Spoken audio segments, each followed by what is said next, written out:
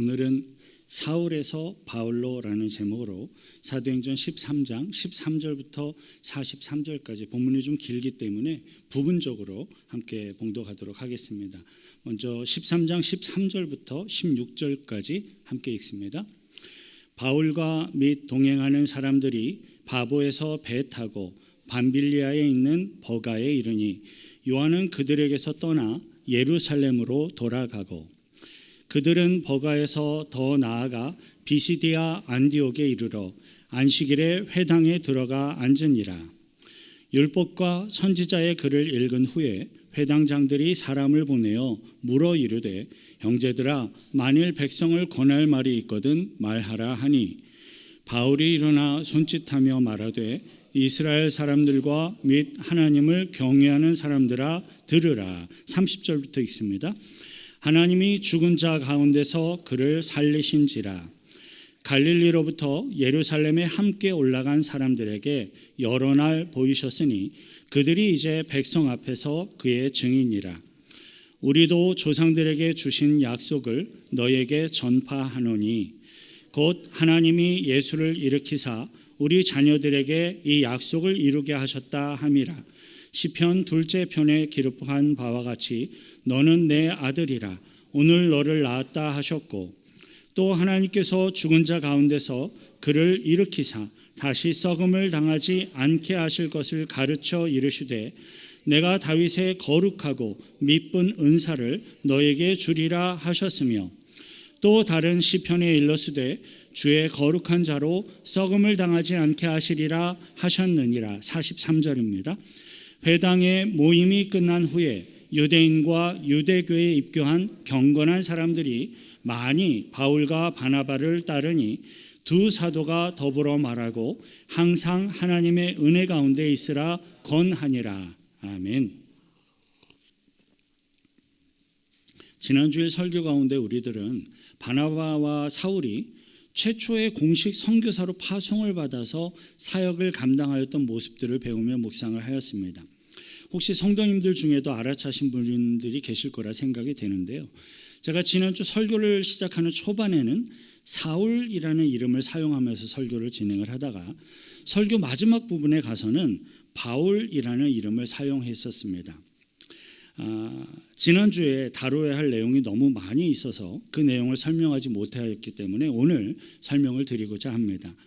어떤 분들은 예수 믿기 전에는 사울이었다가 예수를 믿은 이후에 바울이 되었다라고 아주 간단하게 설명을 하는 분들이 있긴 있습니다. 그런데 그 설명만으로는 조금 부족한 듯합니다. 왜냐하면 사울이라는 이름과 바울이라는 이 이름은 발음과 표기상으로 다를 뿐 정확히 같은 의미의 똑같은 이름이기 때문입니다.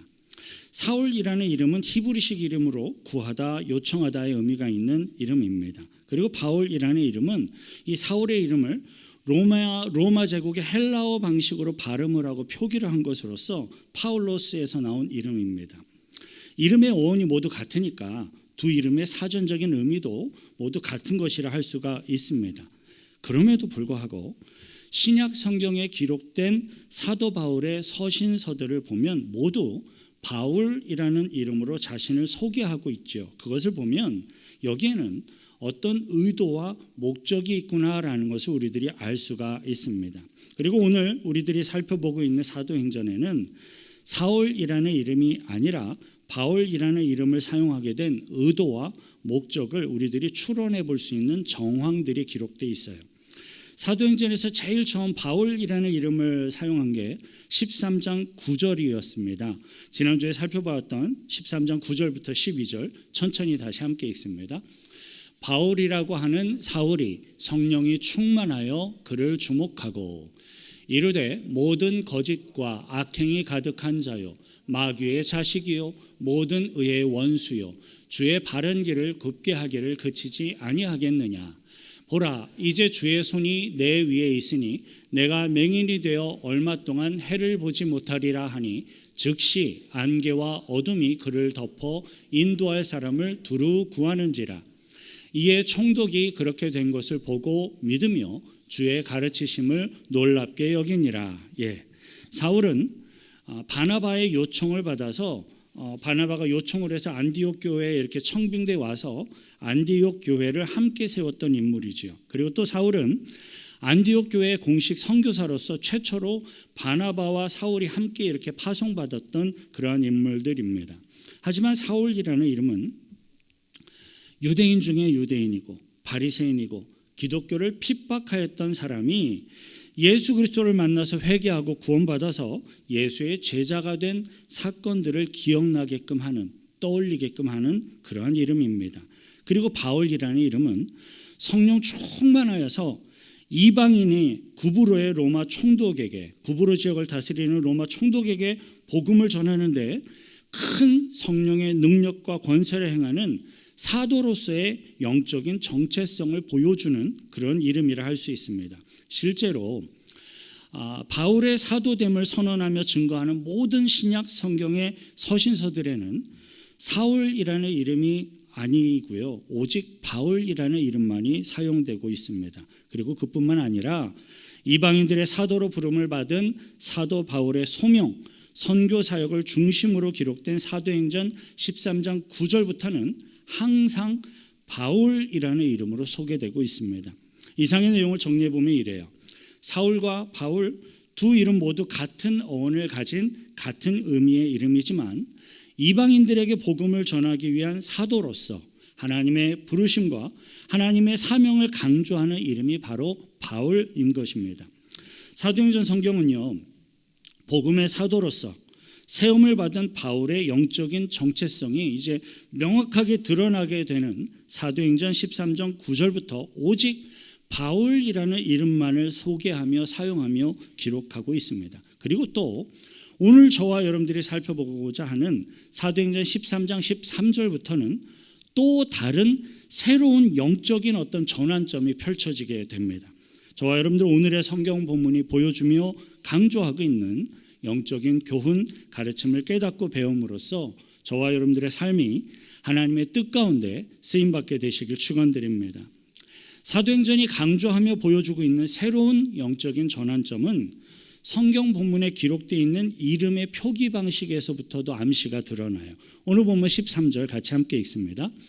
바울과 및 동행하는 사람들이 바보에서 배 타고 밤빌리아에 있는 버가에 이르니 요한은 그들에게서 떠나 예루살렘으로 돌아가고. 이 13절의 앞부분을 보면 선교 여행의 팀원들을 소개하는 내용으로서 바울과 그와 동행하는 사람들이라는 이 표현이 기록되어 있습니다. 하지만 이 부분의 성경 기록만을 가지고는 무엇이 바뀌었는지를 우리들이 알아차리기가 어렵기 때문에 우리들은 앞에서 사용했던 성경 본문 기록을 함께 비교해 볼 필요가 있어요. 13장 1절 2절 함께 읽습니다. 안디옥 교회에 선지자들과 교사들이 있으니 곧 바나바와 니게르라 하는 시므온과 구레네 사람 루기오와 분봉왕 헤롯의 젖동생 마나엔과 및 사울이라. 주를 섬겨 금식할 때 성령이 이르시되 내가 불러 시키는 일을 위하여 바나바와 사울을 따로 세우라 하시니. 아멘. 방금 읽은 1절에 소개되고 있는 이름의 기록들을 보면 바나바의 이름으로 시작을 해서 꾹 진행을 하다가 사울의 이름으로 마치고 있죠. 그리고 본문 2절을 봐도 바나바와 사울을 따로 세우라라는 표현 방식처럼 바나바의 이름이 먼저 기록됨으로써 바나바의 대표성과 사역의 주도성을 보여주고 있습니다. 사도행전 13장의 앞부분까지는 바나바와 사울이 함께 기록이 될 때 항상 바나바의 이름이 먼저 기록이 되면서 바나바의 대표적인 어떤 위치, 주도성을 보여주고 있습니다. 하지만 오늘의 본문인 사도행전 13장 13절부터는 사도 바울의 이름이 대표자로서 사용이 되며 사역의 주도적인 위치를 보여주게 됩니다. 가령 이런 거예요. 바나바와 및 그의 동행하는 사람들이라고 표현됐을 만한 그 부분의 기록에서 바울과 그의 동행하는 사람들이라는 표현 방식으로 이게 바뀌게 된 것입니다. 왜냐하면 사도행전에서 보여주고 있는 이 13장 13절의 이 기록부터는 선교 사역의 주도적인 역할을 하는 사람이 항상 사도 바울이 되기 때문에 그렇습니다. 예전에는 바나바가 안디옥 교회의 담임 목사가 되어서 사울을 이렇게 협력자로 동역자로 초청해서 세우며 함께 사역을 하였다면 이제부터는 사도 바울이 선교 사역의 어떤 팀장이 되어서 선교 사역을 주도하며 감당하게 된 것입니다. 선교 여행이 시작되면서부터 각 사람의 어떤 기능, 역할에 따라 사도 바울이 선교 여행을 이끄는 주도적인 역할을 하게 된 것입니다.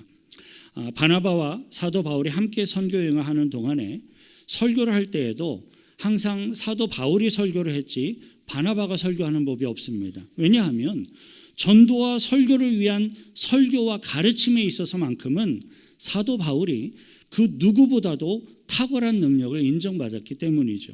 바나바는 탁월한 긍휼, 사랑의 마음으로 이렇게 사람들을 세우고 도와주며 협력하는 그러한 사람이라면 사도 바울은 전략적인 비전을 제시하고 적합한 사람들을 뽑고 그들과 함께 일을 성취해가는 사람이라 이야기할 수 있습니다. 교회 공동체 안에는요, 이렇게 항상 다른 이러한 리더십과 다른 기능, 다른 역할을 하는 사람들이 있는 것이 당연한 것이고요. 그것은 복음 사역을 위해서 꼭 필요한 것입니다.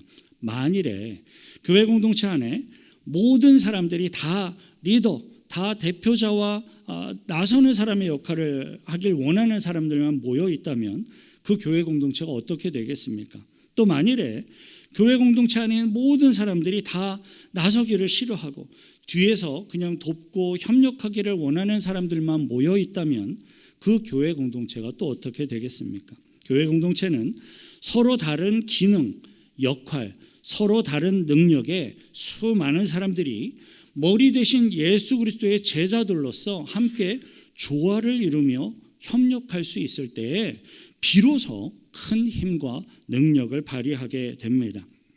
누가 앞장서고 누가 뒤따라가는가, 이거에 대한 비교의식은요, 교회 공동체 안에 결코 중요한 게 아닙니다. 중요한 것은 각자의 부르심, 저마다의 은사를 따라서 겸손함으로 서로 행하며 섬기는 것입니다. 그런데요, 이 부분에서 저마다의 은사를 따라서 겸손함으로 섬기는 이것이 결코 쉽지가 않습니다. 왜냐하면 저만 얘기하면 안 되니까 저와 여러분 모두가 다 예외 없습니다. 우리들은요, 누구나 다 본질적인 교만함을 갖고 있어요. 그리고 우리들은 누구나 다 각자의 의견과 주장들을 다 갖고 있습니다.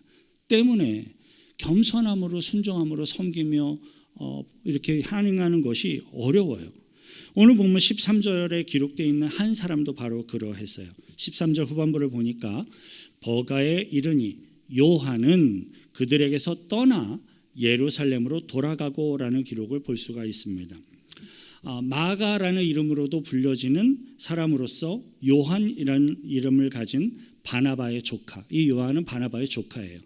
바나바의 조카가 선교여행을 함께 출발했는데 선교여행을 중도에 포기해서 예루살렘으로 그냥 획 돌아가 버리는 그러한 상황이 발생을 한 것입니다. 그 구체적인 이유에 대해서는 성경이 자세히 말하고 있지는 않습니다. 하지만 리더십이 바뀌고 사역의 대표자가 바뀌는 그 과정에서 어떤 의견 충돌이 있었을 것이다 라는 것을 우리들은 충분히 추론해 볼 수가 있습니다. 저는 목회를 해오는 동안에 비슷한 어려움들을 여러 차례 경험한 적이 있었습니다. 교회 공동체 안에서 이렇게 하나님의 일들을 함께 감당을 하다 보면 어떨 때에는 성도들 간에 서로 의견이 충돌이 되거나 또는 교회와 상관이 없는 세상 바깥의 어떤 이해타산의 관계 때문에 성도들 간에 서로 미워하는 상황이 발생하기도 합니다. 교회 공동체 안에서 성도들 간의 그런 껄끄러운 관계의 문제가 발생을 하게 되면 더 심각한 문제가 이제 일어나게 되는데, 항상 저는 동일한 패턴의 요구를 그분들로부터 받게 됩니다. 그것은 각자의 생각과 각자의 판단에 따라서 자신이 옳고 자신이 정당하니까 목회자가 자신의 편이 되어서 이렇게 이야기해달라라는 암묵적인 요구를 받거나 또는 직접적인 요구를 받게 되는 겁니다. 이러한 상황이 발생을 하게 되면 껄끄러운 상황에 처한 성도들도 서로 분노하고 힘들죠. 뿐만 아닙니다. 목회자인 저에게도 그 분노가 전달이 되면서 참 난감한 상황에 이르게 됩니다. 하지만 저에게는 단 한 번도 실패한 적이 없는 분명한 목회 철학이 있습니다. 그것은 세상 바깥의 일들과 세상의 문제들과 관계의 어려움들을 이 교회 공동체 안으로 끌고 들어오지 않도록 철저하게 조심하되 긍휼과 사랑으로 양쪽을 모두 다 최대한 배려하면서 기도하며 그들이 돌아올 수 있도록 기다려주는 것입니다. 목회자인 저는 신앙적이고 영적인 일들에 대해서만 말하고 지도를 하되 각 개인의 어떤 감정적인 관계 또는 세상적인 이해관계에 대해서는 일체 아예 관여하지 않는 것이지요. 제가 그렇게 행하면요, 목회자가 자신의 편을 들어주지 않는다고 해서 서운함을 표현하면서 교회를 떠나가 버리는 사람들도 있었습니다. 어떤 경우에는 한쪽이 교회를 떠나가고 다른 한쪽이 교회에 남아있게 되는 경우가 있고요. 또 어떤 경우에는 양쪽이 모두 다 목회자에게 서운함을 느끼면서 다 떠나가 버리는 것을 경험한 적도 있습니다. 그러나 여러분, 저에게는 거룩한 교회 공동체를 향한 굳건한 믿음과 확신이 있습니다. 그것은 우선 나와 내가 그리고 또 내가 속한 교회 공동체가 예수 그리스도의 뜻과 예수 그리스도의 마음에서 벗어나지만 않는다면 교회의 머리 되신 우리 주님께서 결국에는 선을 이루시고 결국에는 선을 성취하신다는 사실입니다. 자신의 뜻과 마음에 잘 맞지 않는다고 해서 성령께서 이끄시는 큰 은혜의 물줄기를 벗어나 버리는 사람은 그 큰 은혜를 누리지 못하고 경험하지 못하게 되는 영적인 손해를 볼 수밖에 없습니다. 오늘 본문에 기록되어 있는 바나바의 조카 요한이 바로 그러했어요. 요한이 사도 바울과 함께하는 선교 여행을 포기하고 중도 하차한다고 해서 요한이 구원을 받지 못하는 건 아니죠. 바나바의 조카 요한은 선교 여행을 포기했고 중도 하차하였어도 여전히 구원받은 천국 백성입니다. 하지만 바나바의 조카 요한은 사도 바울을 통해서 성취하시는 큰 구원의 역사에 직접 본인이 참여하며 직접 누릴 수 있었던 하나님의 크신 은혜들을 다 놓치게 돼 버린 것입니다. 저와 여러분들은 하나님께서 행하시는 선한 인도하심을 믿음의 눈으로 보고 그 가운데 순종하며 협력함으로 귀하게 끝까지 쓰임받는 주의 일꾼들이 되시길 축원드립니다. 바나바의 조카 요한이 선교여행을 포기하고 중도 하차해서 예루살렘으로 돌아가 버렸어요. 그렇지만 사도 바울을 중심으로 하는 이 선교의 사역은 정말로 큰 구원의 물줄기가 되어서 계속 뻗어나가고 흘러가게 돼요. 그 대표적인 사건이 바로 오늘 본문에 기록되어 있는 사도 바울의 설교와 그 설교를 통한 구원의 열매들입니다. 사도 바울과 바나바의 일행은 비시디아 안디옥에 있는 유대인들의 회당을 찾아갔고요. 그곳에서 하나님의 말씀을 전하며 예수 그리스도의 구원을 전하게 됩니다. 오늘 본문 16절부터 시작해서 41절에 이르는 꽤 긴 그러나 유명한 설교를 하였습니다. 비시디아 안디옥 유다의 회당에서 전하였던 이 사도 바울의 설교는 크게 네 가지로 우리들이 이렇게 분류를 할 수 있는 중요한 복음의 요소들을 갖고 있어요. 첫째는 복음을 들어야 하는 사람들의 주요 관심 사항에서부터 접근하고 시작하여서 예수 그리스도의 복음을 전하는 것이 매우 중요한 복음 전도의 방편이 될 수 있다는 겁니다. 16절부터 22절에 이르기까지 사도 바울은 회당에 있는 모든 유대인들이 다 잘 알고 있는 구약의 성경 구절부터 시작을 해서 구약 성경의 중요한 이야기에서부터 시작을 해서 존경을 받는 다윗 왕의 이야기까지 총정리를 합니다. 왜냐하면 이것은 모든 유대인들의 관심사항이에요. 모든 유대인들의 자랑이 되는 거예요. 유대인들의 역사이면서 동시에 하나님의 크신 섭리가 그 가운데 흐르기 있기 때문이죠. 사도 바울의 설교를 보면 그가 청중들의 관심, 청중들의 어떤 지적인 수준 그런 것들을 잘 파악해서 접촉점을 찾아내고 적용해서 그것을 전도하고 있는 것을 볼 수가 있습니다. 특별히 유대인들의 회당을 책임지고 있는 회당장, 또 회당에 모여있는 유대인들은 당연히 구약 성경에 대한 관심이 많은 분들이고 또 율법의 열정이 많은 유대인들이었습니다. 때문에 사도 바울은 구약 성경과 그 율법의 이야기에서부터 시작을 해서 복음 전도를 거기서부터 시작을 한 겁니다. 나중에 사도 바울이 그러니까 아테네에서 전도하며 설교를 할 때에는 구약 성경의 이야기로 설교를 시작하지 않았어요.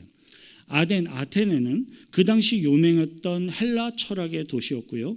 발달된 퇴폐한 문화이긴 했지만 어쨌든 발달된 문화적인 도시였습니다. 사도 바울이 아테네에서 설교를 할 때에는 아덴 사람들아, 너희를 보니 범사에 종교심이 많도다. 너희가 알지 못하며 추구하는 그것을 내가 알게 하리라. 이러면서 설교를 시작을 합니다. 상대방의 관심과 집중을 최대한 끌어올 수 있는 내용에서부터 시작을 해서 복음 전도의 목표 지점까지 이 사람들의 집중력을 잃어버리지 않고 끌고 나아가는 것이 굉장히 중요한 요소입니다. 두 번째로는 복음을 들어야 하는 사람들의 주요 관심 사항을 궁극적으로 완성하는, 영원히 성취할 수 있는 그분이 있는데, 그분이 바로 예수 그리스도이시다라는 사실을 전하며 선포하는 거예요. 사도 바울은 구약 성경의 이야기를 통해 다윗 왕의 이야기를 하면서 하나님의 크신 은혜를 찬양하며 경배를 했습니다. 하지만 사도 바울의 주요 관심은 다윗 왕 이야기하길 원하는 게 아니었어요. 23절부터 25절의 내용을 통해 사도 바울은 다윗 왕의 후손 중에서 성경이 예언하고 있는 메시아 예수 그리스도가 태어나셨고 그분이 사역을 감당하셨다라는 이 사실을 선포하며 증거하고 싶었던 겁니다. 모든 유대인들은 다윗을 존경하죠. 그렇게 모든 유대인들의 존경을 받는 다윗 왕의 후손에서, 다윗 왕의 씨에서 예수 그리스도가 태어나셨다라는 것을 확인시켜주며 선포한 것입니다. 세 번째는 메시아 되신 예수 그리스도가 무엇을 했고 어떤 분이시고 어떻게 죽으셨고 어떻게 살아나셨고 어떻게 사람들을 가르치셨고 지금은 부활 승천하셔서 지금은 무엇을 하고 있는지 증거하는 거예요. 본문 26절부터 37절에 이르기까지 메시아 되신 예수 그리스도의 행하신 십자가의 구원의 행적들을 정말로 자세하게 하나하나 다 증거하였습니다. 설명한 게 아니에요. 증거하였어요. 자신이 직접 보았고 자신이 직접 확인하였고 수많은 제자들이 이것들을 다 보아서 이것은 가장 확실한 증거다. 마음의 확신을 가진 증인으로서 그것을 증거하였습니다. 저와 여러분들 그 핵심적인 본문 내용인 30절부터 35절 함께 한 번 더 읽도록 하겠습니다. 하나님이 죽은 자 가운데서 그를 살리신지라. 갈릴리로부터 예루살렘에 함께 올라간 사람들에게 여러 날 보이셨으니 그들이 이제 백성 앞에서 그의 증인이라. 우리도 조상들에게 주신 약속을 너에게 전파하노니 곧 하나님이 예수를 일으키사 우리 자녀들에게 이 약속을 이루게 하셨다 함이라. 시편 2째 편에 기록한 바와 같이 너는 내 아들이라. 오늘 너를 낳았다 하셨고 또 하나님께서 죽은 자 가운데서 그를 일으키사 다시 썩음을 당하지 않게 하실 것을 가르쳐 이르시되 내가 다윗의 거룩하고 미쁜 은사를 너에게 주리라 하셨으며 또 다른 시편에 일러수되 주의 거룩한 자로 썩음을 당하지 않게 하시리라 하셨느니라. 아멘. 이 놀라운 메시아 예수 그리스도에 대한 이야기는 사실이고 내가 자신들이 그 예수님의 사건들을 직접 목격했다라고 그것을 목격한 증인임을 선언한 것입니다. 끝으로 넷째는 믿음으로 구원받는 예수 그리스도의 십자가 구원의 복음을 명료하게 선언하고 가르치며 증거하는 거예요. 본문 38절부터 41절의 내용을 통해 메시아 되신 예수 그리스도의 죽으심과 부활하심이 구약 성경에 예언된 것임을 선언하였습니다. 유대인들이 진정으로 존경하며 숭배하고 있는 다윗 왕, 그 다윗 왕의 시체는 다 썩어버렸지만 다윗 왕의 후손으로서 메시아로 태어나신 예수 그리스도의 육체는 부활하심으로써 썩지 않을 것임을 선언하고 있는 겁니다. 그 예수 그리스도를 힘입어서 우리들도 죄사함을 받으면 구원 얻을 수 있습니다라고 증거해요. 너희가 숭배하는 모든 모세의 율법으로도 의롭다함을 얻지 못하였지만 십자가에 죽으시고 부활하신 예수 그리스도를 믿고 그를 힘입으면 의롭다함을 얻게 될 것이다. 사도 바울이 비시디아 안디옥에 있는 유대인들의 회당에서 증거한 이 예수 그리스도의 복음은 정말로 많은 구원의 열매를 거두게 됩니다. 본문 43절 함께 읽습니다. 회당의 모임이 끝난 후에 유대인과 유대교에 입교한 경건한 사람들이 많이 바울과 바나바를 따르니 두 사도가 더불어 말하고 항상 하나님의 은혜 가운데 있으라 권하니라. 할렐루야. 바나바가 설교한 게 아닌 사도 바울이 설교자가 되어서 설교를 하며 예수 그리스도의 복음을 전했지만 바울과 바나바는 함께 다 같이 수많은 구원의 열매를 거두며 바나바도 하나님께 영광을 돌릴 수 있었고 사도 바울도 하나님께 영광을 돌릴 수 있었습니다. 사랑하는 성도 여러분, 복음 전도 사역에 있어서 선교 사역에 있어서 바나바가 대표자가 되어서 선교를 주도하는가 아니면 사도 바울이 대표자가 되어 선교를 주도하는가 하는 것 전혀 중요한 것이 아니었습니다. 그러한 불필요한 요소들로 인해서 큰 구원의 물줄기를 같이 타지를 못하고 바나바의 조카가 되는 요한처럼 중간에 포기해버리는 사람이 있다면 그것은 참으로 안타까운 것입니다. 중요한 건 성령님의 인도하심 가운데 순종하며 겸손하게 쓰임 받음으로써 죽어가는 수많은 영혼들을 구원해내고 하나님께 영광 돌려드리는 이것이 가장 중요한 것임을 굳게 믿습니다. 저와 여러분들은 각 사람에게 주어진 은사, 능력 그리고 모양을 따라서 겸손히 성령의 이끄심 가운데 쓰임받음으로 풍성한 구원의 열매를 맺어 하나님께 영광 돌려드리게 되시길 축원드립니다. 이를 위해 같이 함께 기도하십시다. 하나님, 단도직입적으로 한번 돌아보십시오. 제가 겸손한가요? 겸손하게 쓰임받고 있는지요? 겸손하게 섬기고 있는지요? 저의 은사와 모양에 따라 순종하며 뜻 가운데 협력하여 나아가고 있는지요? 돌아보며 주님 앞에 함께 기도하는 시간 갖도록 하겠습니다. 거룩하신 구주의 하나님 아버지요, 감사와 찬송과 찬양을 드립니다. 구원의 큰 강줄기와도 같은 이 구원의 역사 가운데서 함께 합력하지 못하고 떨어져 나갔던 바나바의 조카 요한의 모습들을 바라보며 우리들의 연약한 모습들을 점검합니다. 주님, 바나바의 조카 요한뿐만 아니라 우리들 모두에게도 동일한 교만함이 있고 동일한 연약함이 있고 동일한 죄악의 요소들이 있음을 고백하지 않을 수 없습니다. 주님, 저희들의 연약함을 불쌍히 여겨주시고 도와주옵소서. 내가 드러나고 자랑되어지는 것이 중요한 것이 아니라 드러나지 않을지라도 뒤에서 보이지 않는 곳에서 굳은 일을 감당할지라도 그것을 통하여 그리스도의 복음이 증거되고 구원의 열매를 맺을 수 있다면 그것이 하나님께 큰 영광이 되는 구원의 사역이요 나에게 맡겨진 소중한 사역이라는 것을 기억하게 하시고 그 가운데 겸손히 쓰임받으며 주님의 뜻을 이루어갈 수 있도록 역사하여 주시고 함께하여 주옵소서. 하나님 아버지, 부족하고 연약한 우리들은 종종 진실로 교만하고 어리석습니다. 하나님의 뜻과 마음을 이해하지 못하고 왜곡하며 불평하며 불만을 품을 때가 있음을 고백합니다. 구하오니 불필요한 교만함과 욕심은 나로부터 제거하여 주시고 하나님의 뜻을 깨달아 알 수 있는 성령의 지혜와 마음을 허락해 주셔서 하나님의 뜻을 이루어갈 수 있도록 인도하여 주옵소서. 인간적인 작은 생각에 또는 세상적인 마음에 사로잡혀서 원망과 불평을 행하는 자들이 아니라 예수 그리스도를 본받는 제자들로서 긍휼과 용서와 사랑으로 복음을 전하며 열매 맺도록 인도하옵소서. 우리를 구원하신 예수 그리스도의 이름으로 기도하옵나이다. 주님의 이끄심을 믿고 감사의 박수로 영광 돌려드리겠습니다. 아멘.